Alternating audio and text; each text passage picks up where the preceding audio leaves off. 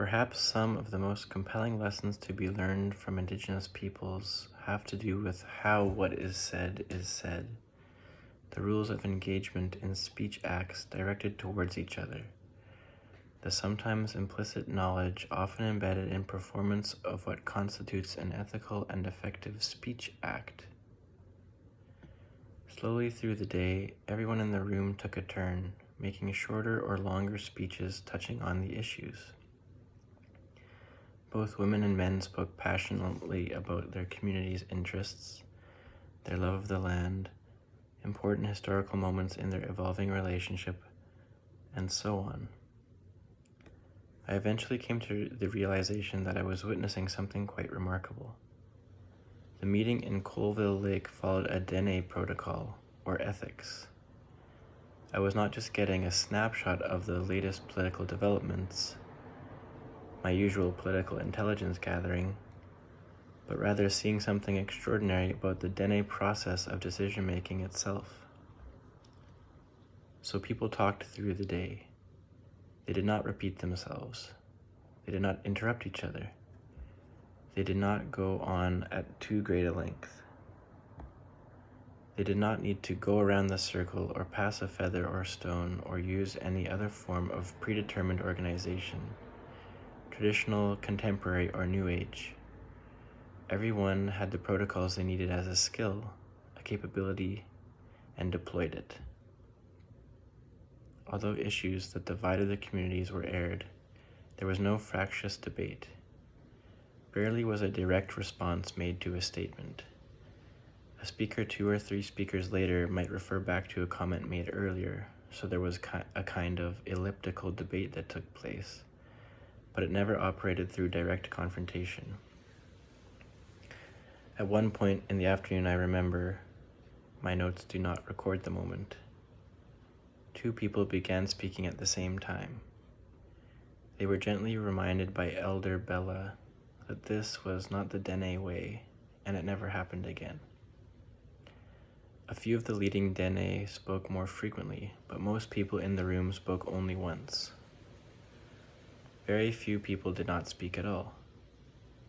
Sometimes there was a longish pause after someone finished a statement and before the next speaker began. Sometimes 2 or 3 people were eager to say something, but would always defer to the elder or more senior speaker.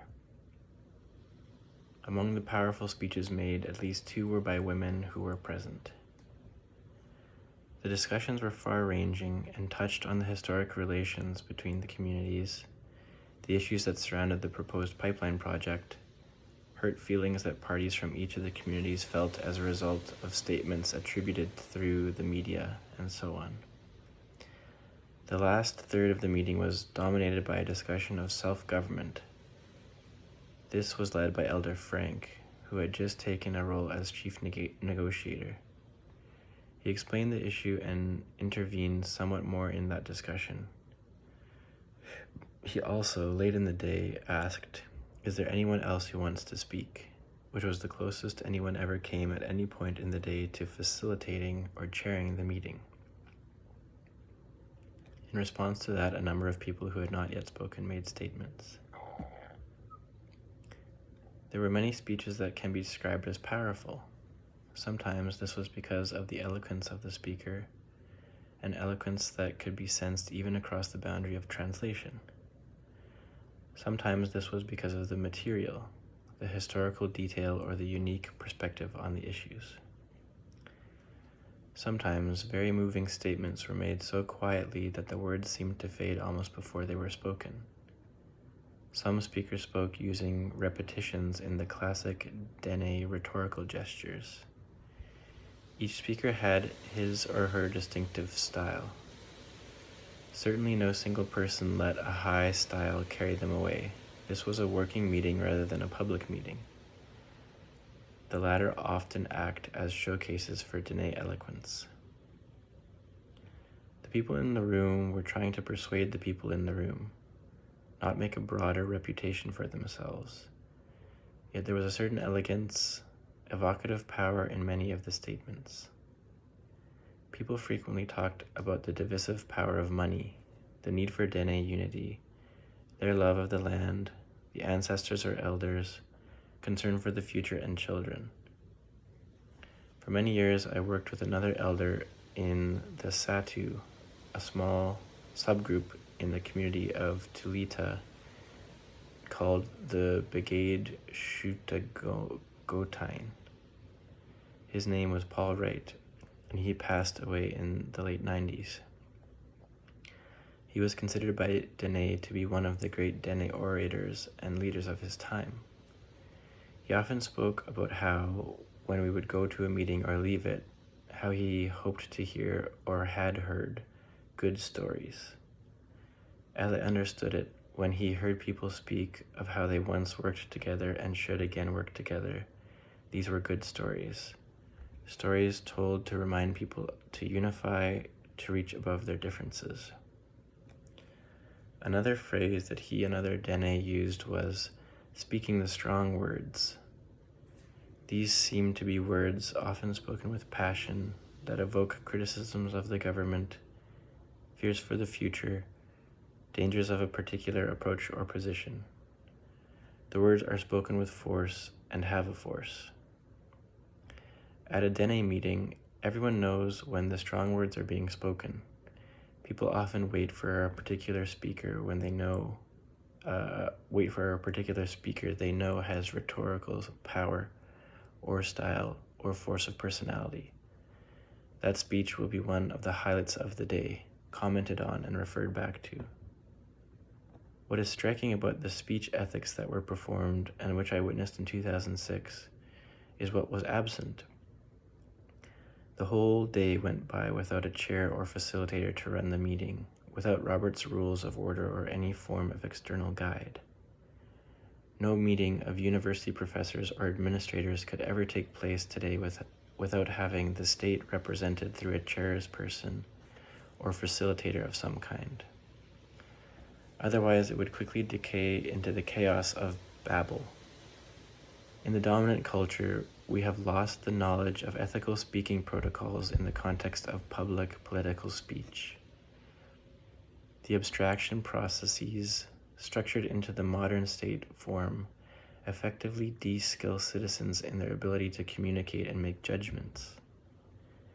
This is in part because, as Baudrillard noted some time ago, power is the spoken word. In dominant culture, we are eager to speak. Public speech assures many of us a measure of power and influence. Dominant speech ethics says nothing about listening.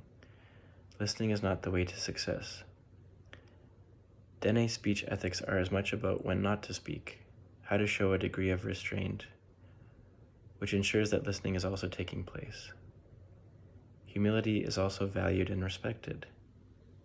Everyone who was at the meeting in June 2006 spent most of the day listening and listening carefully. Where such state forms, imposed speech protocols, do not prevail, have not asserted themselves over more sophisticated systems like those used by Dene, people can talk and listen ethically without the support of an outside regime of rules. Along with, or perhaps alongside, the loss of the mimetic faculty which Benjamin decried, contemporary speakers have long lost the ability to speak in an ethical context that enacts mutuality and sociality. Speakers today have been so de-skilled in the ability to speak and listen that all assume a meeting must be chaired. Speaking lists must be kept. A serial order of speech, complete with careful time limitations, must be followed. Dene speaking protocols perform a speech ethics that allow both for powerful, charismatic, individual speech statements and for underlying, glacially forceful mutuality or social bondedness. If it is possible to listen carefully enough, we may be reminded that the current dominant and dominating Western cultural norms are not the teleological result of an ever-progressing civilization. Progress involves losses as well as gains, and to that extent it repeatedly and insistently misnames itself.